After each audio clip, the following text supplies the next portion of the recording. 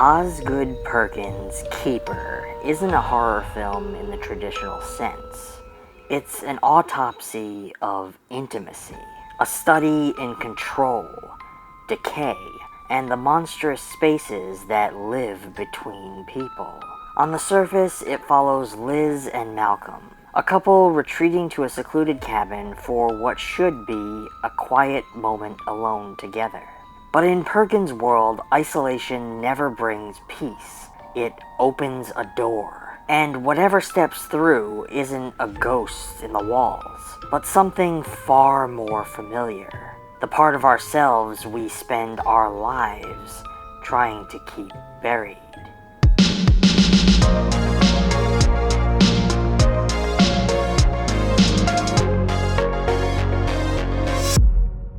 Before we begin, this video is sponsored by Plex. For more information, stick around after the video to learn how to corral your movies, TV shows, and music from all your streaming services into one place. Stop scrolling, start streaming, get Plex.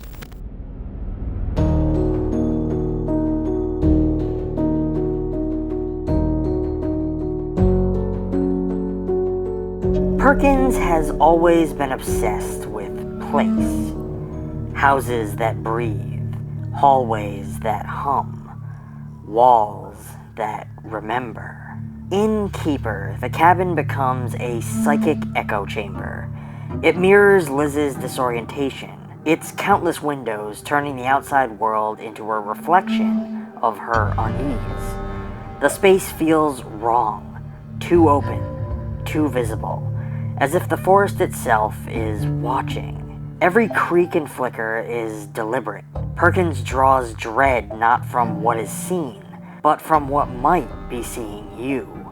The camera's slow, voyeuristic gaze doesn't follow Liz so much as it studies her, the way the mind studies itself when fear takes over. Alone in the cabin, her perception begins to warp. Her thoughts bend inward. The house becomes less a setting than a symptom, a projection of abandonment, exposure, and distrust. Isolation here isn't solitude. It's the moment when self-awareness turns predatory, when you become both the hunted and the hunter within your own mind. Perkins has described Keeper as a story about disgusting maleness, and the phrase feels less thematic than anatomical, like he's peeling back the skin of patriarchy to show the rot underneath.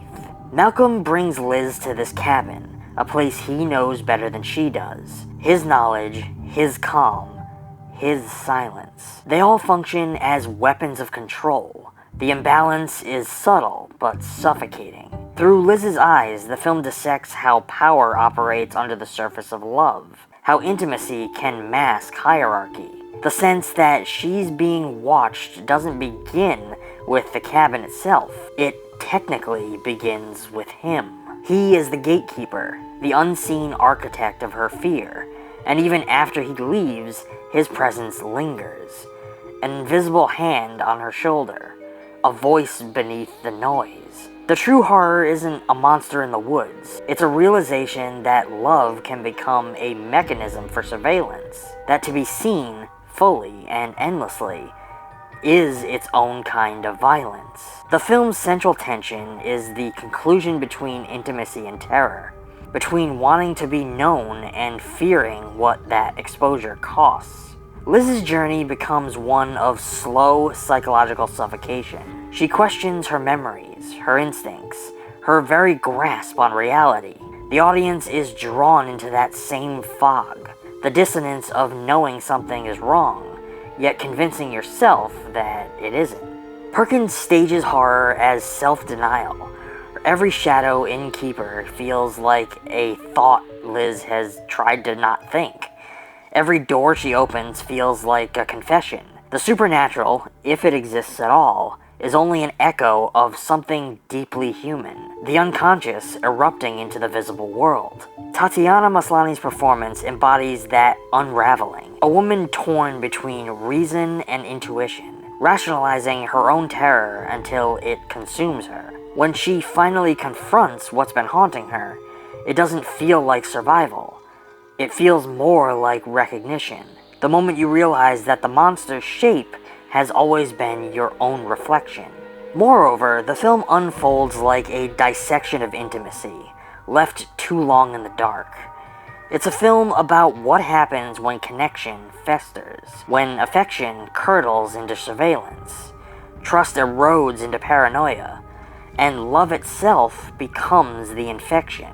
The horror that seeps through the cabin walls isn't supernatural, it's relational. It's what's left behind when closeness stops feeling safe and starts to decay from within.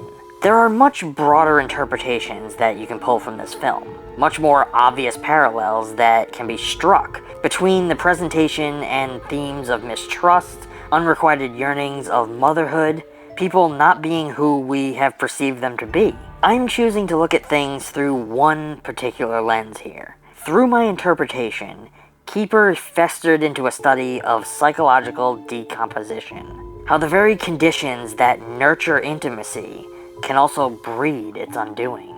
From the opening moments, Liz and Malcolm's relationship feels curated, contained, and quietly unnatural, like something kept under glass. Their retreat to the cabin is framed as an act of renewal, but the isolation quickly exposes the hollowness beneath the gesture. The deeper Liz moves into the house, the more her sense of self seems to dissolve, as if the space itself feeds on her uncertainty. Psychologically, the cabin functions as a containment field for the relationship's repressed contents, a place where silence becomes a language, and avoidance becomes architecture. It's not that the couple is haunted by something, it's that they're haunted with something living between them. The walls don't trap them, they merely amplify what's already there, the seed of doubt. The metaphor is visceral, love as a room without ventilation.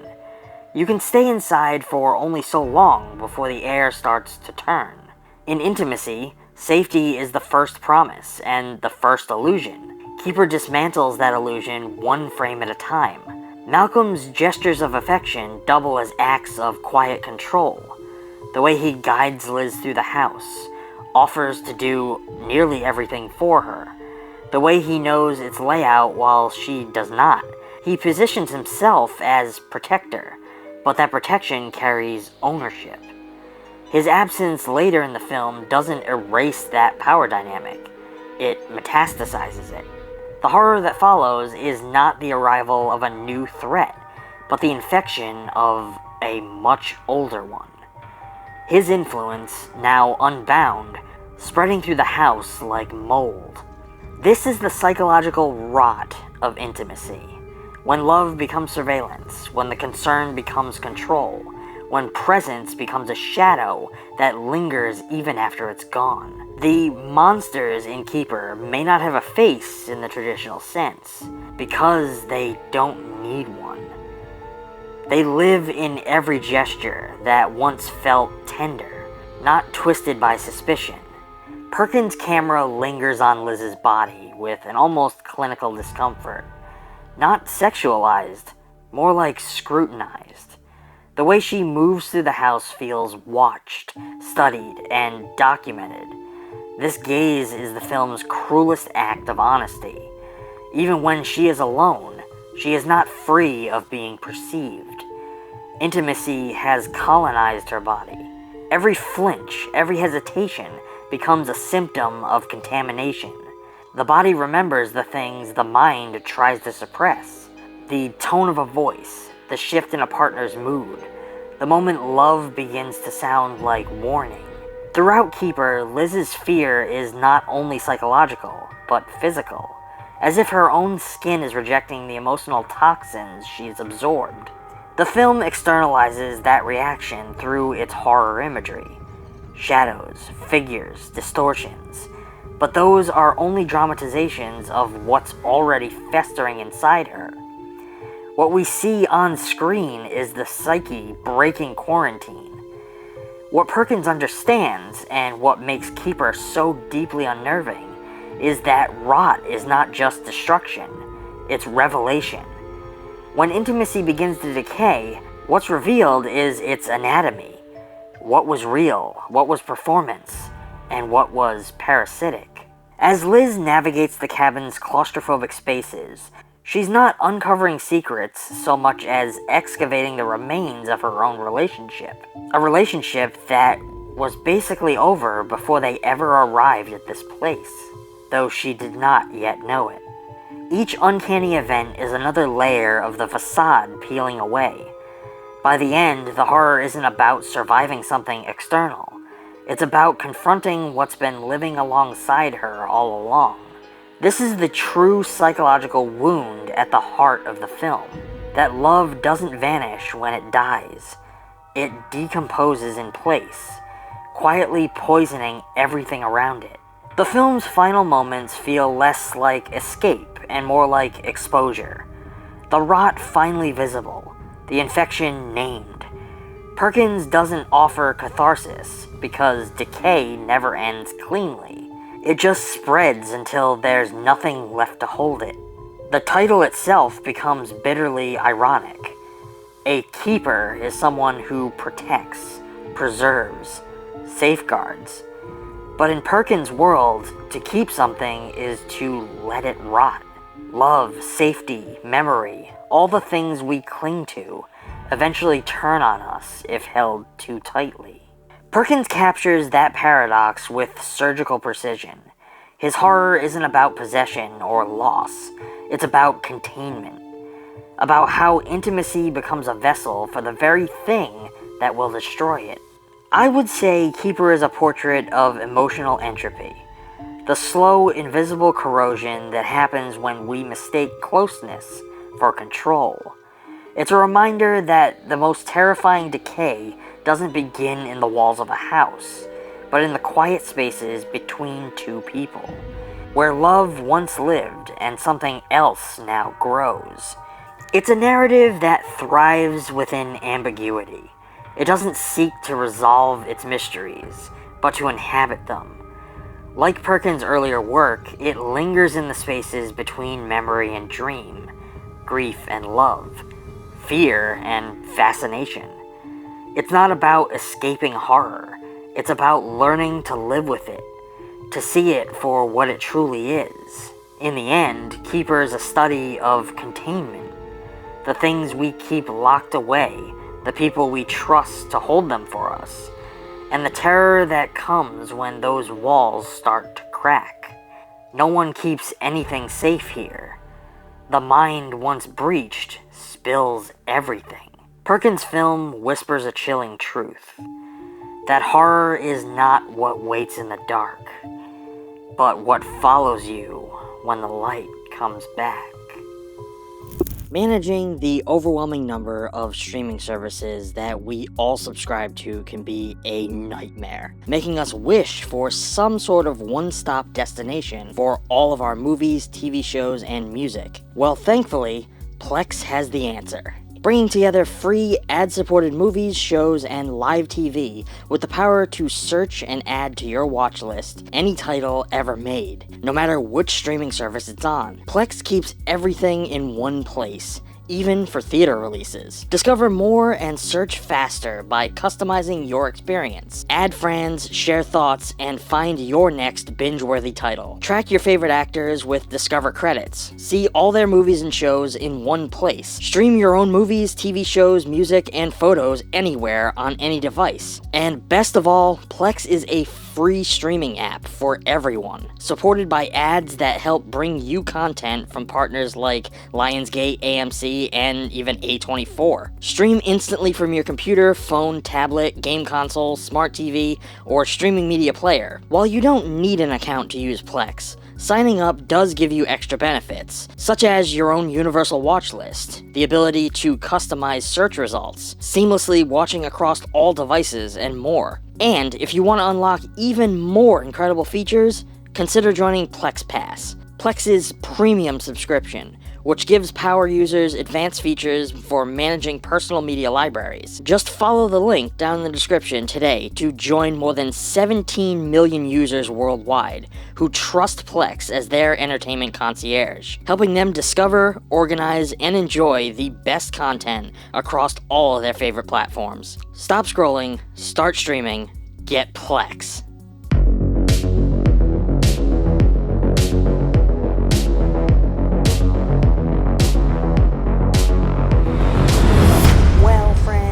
That's going to be all for now. If you're interested in this film, I urge you to check it out for yourself and formulate your own thoughts and opinions about it.